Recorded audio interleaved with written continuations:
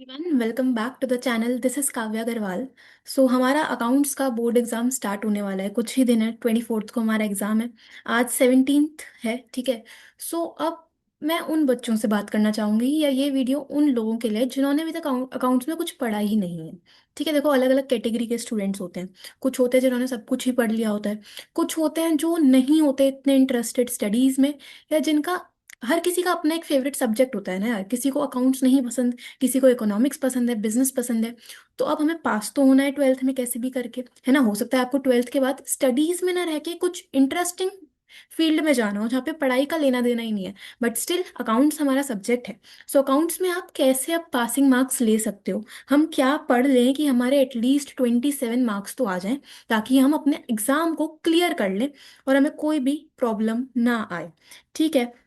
So this video is going to for दो students जिन्होंने अभी तक नहीं करी हैं चीज़ें, जिन्हें नहीं पता हम कैसे पढ़ें क्या पढ़ें, बट हम पास हो जाएं अपने अकाउंट्स के पेपर में। तो मैं आपको कुछ चीज़ें बता रही हूँ इंपॉर्टेंट। वो कर लोगे तुम्हारे आसानी से 27 मार्क्स बन जाएंगे। ठीक है। चलो देखो, सबसे पहले एक बात समझो। हमारा एग्जाम है 80 मार्क्स का, बाकी 20 तो इंटरनल्स थे।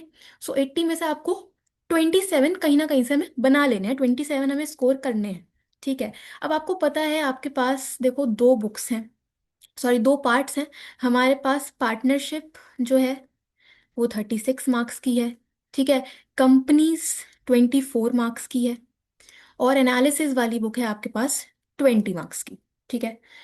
अब इन सबको छोड़ो, तो मैं जो टॉपिक्स बता रही हूँ वो कर लो, काम हो जाएगा। देखो सबसे पहले आपको क्या करना है, कुछ वो टॉपिक्स लेने हैं जो कि आपको 100% एग्जाम में देखने के लिए मिलेंगे। जिसमें आपको सबसे पहली चीज करनी है वो है हमारा एनालिसिस बुक का चैप्टर नंबर 1, जो हेडिंग सब हेडिंग वाला क्वेश्चन टॉपिक है। हेडिंग एंड सब हेडिंग्स। ठीक है, हेडिंग सब हेडिंग्स उनको याद कर लो, उनको याद कर लो। बैलेंस शीट का फॉर्मेट, P&L स्टेटमेंट का फॉर्मेट, उसमें हर एक हेड के अंदर क्या क्या चीजें आती हैं। 100% एग्जाम में इसमें से 3 से 4 मार्क्स का क्वेश्चन आएगा, जिसमें आपको हेड और सब हेड बताना होता है। और उसमें भी कुछ पॉइंट्स तो रिपीट होते हैं, जैसे कि लूज टूल्स हो गया। ठीक है, अनक्लेम्ड डिविडेंड है, पेटेंट्स हैं। तो आपको बेसिकली ये चैप्टर करने में ज़्यादा टाइम भी नहीं लगेगा। इंपॉर्टेंट है, 3-4 नंबर में आएगा ही आएगा। तो कोई भी यूट्यूब पे वीडियो देख लो, मैं भी अभी पोस्ट कर दूंगी एक वन शॉट जल्दी से, तो वो आप चेक कर लेना। तो इस चैप्टर को तो स्ट्रॉन्ग कर लो। ठीक है, बेस रहेगा। 3-4 नंबर आपके यहाँ से पक्के हो जाएंगे। ओके, ज्यादा डिफिकल्ट भी नहीं है, राइट। दूसरा आप उठाओ हमारा जो चैप्टर है डिबेंचर्स। तो देखो डिबेंचर्स ज्यादा लंबा चैप्टर नहीं है, आप थोड़ा टाइम दो इस चैप्टर पे, आसानी से प्रिपेयर हो जाएगा। और इसमें से श्योर श्योर क्वेश्चंस आते हैं। एक तो कंसिडरेशन अदर देन कैश के, कंसिडरेशन अदर देन कैश। ठीक है, purchase consideration other than cash, 100% आपका 3 नंबर का क्वेश्चन आएगा। और दूसरा टॉपिक है इसमें जर्नल एंट्रीज, जिसमें आपको रिडम्पशन के केसेस देखने होते हैं। ठीक है, रिडम्पशन वाले, रिडम्पशन की एंट्रीज। तो 6 केसेस हैं इसमें भी, और पेपर में देखने के लिए मिलता है, कई बार चॉइस में भी आ जाता है। तो इसमें से भी आपका क्वेश्चन बनेगा, इसको प्रिपेयर कर लो। और अगर आपको टाइम मिले तो एक और टॉपिक आता है इंटरेस्ट, इंटरेस्ट ऑन डिबेंचर्स की जो एंट्रीज हैं बहुत बेसिक हैं, बहुत बेसिक। वो एंट्रीज भी देख लेना, 3 नंबर आपके यहाँ से ही पक्के हो जाएंगे। इन टॉपिक्स को मिला के आपके आसानी से कहीं ना कहीं 8 से 10 मार्क्स ये आपको पेपर में देखने के लिए मिलेगा। तो अगर आपने मतलब मेजॉरिटी चीजें भी सही कर दी, तो आपके 5 से 6 नंबर तो पक्के हैं डिबेंचर से। तो ये टॉपिक्स कर लो डिबेंचर से, ज्यादा टाइम भी नहीं लगेगा, एक दिन डिबेंचर्स पे दे दो, पेपर में आपको ये टॉपिक देखने के लिए मिलेंगे ही मिलेंगे। ठीक है, तो आपके यहाँ से ही मार्क्स हो जाएंगे। ओके, ठीक है। इसके बाद आप तीसरा चैप्टर ले लो, तीसरा टॉपिक ले लो, हमारा गुडविल। देखो गुडविल चैप्टर ज्यादा लंबा नहीं है, इसमें आपके पास एवरेज प्रॉफिट मेथड है। ठीक है, सुपर प्रॉफिट मेथड है। ओके, कैपिटलाइजेशन है। तो इसमें बेसिक फॉर्मूले ही हैं और बहुत सिंपल, ज्यादा एडजस्टमेंट वाला क्वेश्चन भी नहीं देखने के लिए मिलेगा पेपर में। और 3 मार्क्स का क्वेश्चन आएगा क्योंकि हर साल आ रहा है। ठीक है, तो एक्सपेक्टेड है कि 3 नंबर का गुडविल का क्वेश्चन आएगा, बहुत टाइम नहीं लेगा। आप आसानी से इसे 2 से 3 घंटे में कवर कर पाओगे। ठीक है, ये कर लेना। Okay, right. इसके बाद हम चलते हैं नेक्स्ट पे। ठीक, इसके बाद चौथा टॉपिक आप उठा लो, comparative common size. Comparative common size अगर नाम अभी तक नहीं सुना है तो सर्च कर लो कहीं पे भी यूट्यूब पे कंपैरेटिव कॉमन साइज, तो अकाउंट्स भी नहीं लगेगी इसमें, तो बेसिक मैथ्स है। आपको डिफरेंस करना है, परसेंटेज निकालना है, 100%, 3 नंबर का क्वेश्चन आएगा। ठीक है, कंपैरेटिव या फिर कॉमन साइज। तो इसका फॉर्मेट चेक कर लो कैसे करना है, कैसे परसेंटेज निकालना है, कैसे डिफरेंस करना है, बहुत बेसिक है, बहुत बेसिक। ज़्यादा टाइम नहीं लेगा, 1 घंटे में हो जाएगा ये भी प्रिपेयर। ठीक है, तो आपके यहाँ से 3 नंबर भी पक्के हो जाएंगे। तो अगर आप देखो, तो देखो 3 नंबर का काम ये हो गया। ठीक है, फिर अगर आप 8 नंबर इसके मान लो, चलो 5 ही मान लो, तो 5 नंबर डिवेंचर्स के, तो ये कितना होगा, देखो 5 नंबर हमारे डिवेंचर्स, चैप्टर नंबर 1 3 नंबर का, ठीक है, गुडविल का क्वेश्चन 3 नंबर, और कंपैरेटिव कॉमन साइज भी 3, तो ये कितने हो गए, ये आपके 14 मार्क्स तो कहीं ना कहीं यहाँ से हो गए। ठीक है, 14 मार्क्स। ओके, चलो अब इसके बाद हमारे पास आते हैं एमसीक्यूज। एमसीक्यूज की अगर हम बात करें तो यार, एमसीक्यूज आपको पेपर में टोटल 20 एमसीक्यूज देखने के लिए मिलेंगे। ठीक है, जिसमें से 16 एमसीक्यूज तो हमारे पार्ट 1 के होंगे, और बाकी के 4 होंगे पार्ट बी के। ठीक है, अब ऐसा तो है नहीं कि आपने कुछ भी नहीं पढ़ा है। अब अगर आप स्कूल गए थे, आपने ट्यूशंस लिए हैं, क्लासेस लिए हैं, तो कुछ ना कुछ तो यार दिमाग में गया ही होगा, कुछ तो बेसिक आपको आइडिया होगा।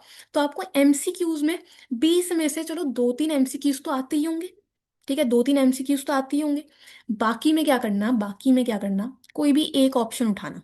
ठीक है, आपके 2 3 एमसीक्यूज तो चलो आप कर ही लोगे, जहां तक मैं समझती हूँ इतना तो हमें आता है, बेसिक बेसिक। ठीक है, बाकी एमसीक्यूज में आप गेस वर्क करना, तुक्के मारो भाई। तुक्के कैसे मारना है ये भी समझ लो। कोई एक ऑप्शन लो ABCD में से, उसमें से कोई एक ऑप्शन चुनो और वही सब में लिख दो। ठीक है, कि सभी एमसीक्यूज का आपने सपोज ऑप्शन नंबर ए को टिक कर दिया सब में। ठीक है, ऑप्शन ए को आपने टिक कर दिया। अब गैस वर्क किया यार, हो सकता है 2 3 क्वेश्चन ही सही निकल जाए, किसी ना किसी एमसीक्यू का आंसर ऑप्शन ए तो होगा ही। तो अगर आप सबको एक, जो भी आप करो, सब एमसीक्यूज में आप एक ही ऑप्शन टिक करोगे। आपको लगता है ऑप्शन डी करना है, तो सारे एमसीक्यूज में ऑप्शन डी को आप लिख दो। ठीक है, तो आपके कुछ 2 3 जो क्वेश्चंस हैं वो सही हो जाएंगे। अब मैं इस चीज़ को प्रमोट नहीं कर रही कि आपको ऐसे काम करना है, बट ये इसलिए बता रही हूँ क्योंकि अगर आपने कुछ पढ़ा ही नहीं है, आपको आइडिया ही नहीं है, बट हमें पास होना है, तो यही एक तरीका है। ठीक है, जिन्होंने पढ़ लिया है वो तो अपना दिमाग लगा के करेंगे, बट अगर आपने नहीं किया है कुछ भी, तो कोई बात नहीं, ये तरीका करना। तो सब में एक ही ऑप्शन को टिक करते जाना, एक ही ऑप्शन को आंसर मानो, टिक करो, खत्म बात। कुछ 2 3 एमसीक्यूज आपके यहाँ से तुक्के से सही हो जाएंगे, और 2 3 एमसीक्यूज आई एम होपिंग कि आप खुद का दिमाग लगा के भी कर पाओगे। ठीक है, तो आपके 20 में से हो सकता है कि 5 6 एमसीक्यूज सही हो जाएं। ठीक है, 6 मान लेते हैं सपोज, चलो 6 नंबर आपके ये हो गए, तो टोटल 20 नंबर अभी तक हमारे पक्के हो गए हैं। ठीक है, अच्छा, अब बाकी के लिए क्या करना है, तो भाई बाकी के लिए थोड़ी सी प्रिपरेशन करनी है। प्रिपरेशन कैसे करनी है, देखो आपको पता है, आप फॉर्मेट्स चेक कर लो। जैसे कि हमें पता है कैश फ्लो का 6 नंबर का क्वेश्चन आएगा। कैश फ्लो, कैश फ्लो का 6 मार्क्स का क्वेश्चन आएगा। पूरा कैश फ्लो बनाने के लिए नहीं आता है, वो ऑप्शंस में देते हैं कि ऑपरेटिंग एक्टिविटी से कैश फ्लो निकाल दो, इन्वेस्टिंग से निकाल दो, फाइनेंसिंग से निकाल दो। तो वो डिपेंड करता है CBSE पे वो क्या दे रहा है क्वेश्चन। आपको बेसिक आइडिया तो होगा, नहीं है तो वीडियो देख लो कोई भी, मैंने पूरी वीडियो डाली हुई है कैश फ्लो की बेसिक्स की, वो चेक कर लो, आपको पता चल जाएगा कि कौन सा आइटम किस एक्टिविटी में दिखाना है, कौन सा आइटम किस एक्टिविटी में प्लस होना है। डेप्रिसिएशन ऑपरेटिंग में आता है, अगर हम इन्वेस्ट कर रहे हैं फिक्स्ड एसेट में तो वो इन्वेस्टिंग में आएगा। लोन शेयर से रिलेटेड कोई चीज़ है तो वो फाइनेंसिंग में आएगा। तो ये बेसिक्स कुछ समझ लो, कि कोई आपको इस तरह का आइटम दिखे तो एटलीस्ट आप उसे, आप एक पर्टिकुलर एक्टिविटी में डाल सको, तो वहां से कुछ तो मार्क्स मिलेंगे, कुछ तो मार्क्स मिल जाएंगे ना, क्योंकि स्टेप मार्किंग होती है हर एक आइटम के, आपको मार्क्स मिलते हैं, हाफ या 1 मार्क जो भी है। तो आप इस तरह से बेसिक चीजें समझो और डालो। आपको कंप्लीटली प्रिपेयर नहीं करना कैश फ्लो, बट एक बेसिक आइडिया समझ लो कि कौन सा आइटम किस एक्टिविटी में जाएगा। एडजस्टमेंट नहीं आ रही समझ, छोड़ो भाड़ में जाए, बट बेसिक पॉइंट तो समझ सकते हैं, जो डायरेक्टली गिवन होते हैं बस आपको डालना होता है। वो कर लोगे तो आपके यहाँ से भी कुछ कुछ मार्क्स बन जाएंगे। ठीक है, इसके बाद हमें पता है कि एडमिशन और रिटायरमेंट दोनों में आपको एक चॉइस देखने के लिए मिलेगी। ठीक है, एडमिशन और रिटायरमेंट 6 नंबर का क्वेश्चन आएगा, चॉइस आती है। तो एडमिशन में हो सकता है रीवैल्यूएशन और पार्टनर कैपिटल बनाने के लिए आए, या फिर आपको जर्नल एंट्री का क्वेश्चन दे दे।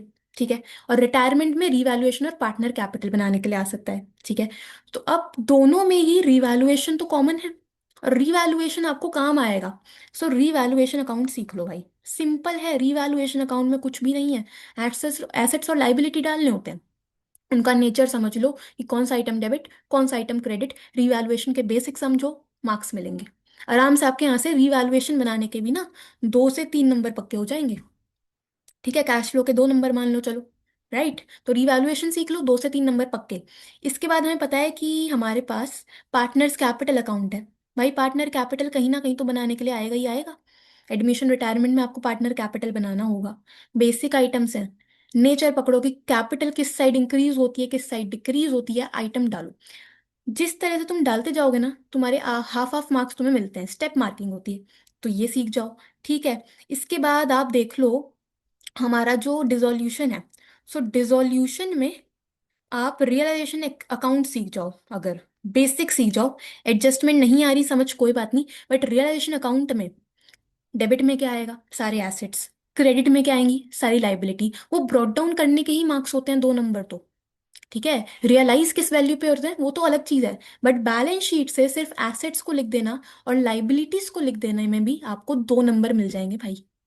2 नंबर मिलेंगे, सोच लो। तो मैं स्ट्रैटेजिकली बता रही हूँ कि कैसे कैसे आपको मार्क्स मिल जाएंगे। ठीक है, अब ये कैसे बनाना है इसके लिए भी वीडियो डाली हुई है, डिसोल्यूशन की, क्वेश्चंस की भी डाली हुई है, वो भी चेक कर सकते हो मन करे तो। ठीक है, हमें पता है कि भाई पास्ट एडजस्टमेंट का क्वेश्चन या गारंटी का क्वेश्चन देखने के लिए मिलेगा। ये अगर कर सकते हो, टाइम है तो इसमें ट्राई कर लेना।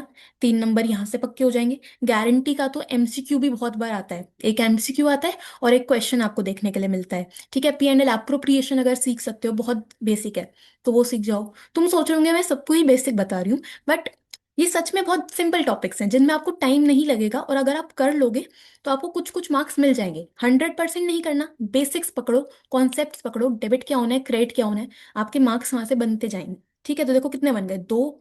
इसके बाद हमारे 2 + 2 4, 5 6 7 8 9, 9 नंबर तुम्हारे यहाँ से बन गए, और 20 ऑलरेडी बन चुके थे। ये देख लो, 27 से ऊपर ही जा रहा है गेम। राइट, तो अगर आप इतना भी कर लोगे, आपके आसानी से पासिंग मार्क्स बन जाएंगे, कोई भी दिक्कत नहीं आएगी। ठीक है, सो जो आपको मैंने नीचे टॉपिक्स बताया ना, वो तो बात की बात है, बट पहले जो ऊपर मैंने आपको बताया कि एनालिसिस की हेडिंग, सब हेडिंग, डिबेंचर्स, गुडविल का क्वेश्चन, कंपैरेटिव कॉमन साइज, ये तो कर ही लो, पेपर में आएगा ही आएगा। ठीक है, एमसीक्यूज का मैंने आपको बता दिया किस तरह से करना है।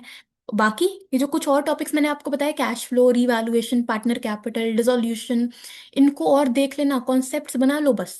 ठीक है, कुछ प्रैक्टिस कर लो क्वेश्चंस की, कौन सा आइटम कहाँ जाएगा। आसानी से आपके 27 से प्लस ही मार्क्स बन जाएंगे।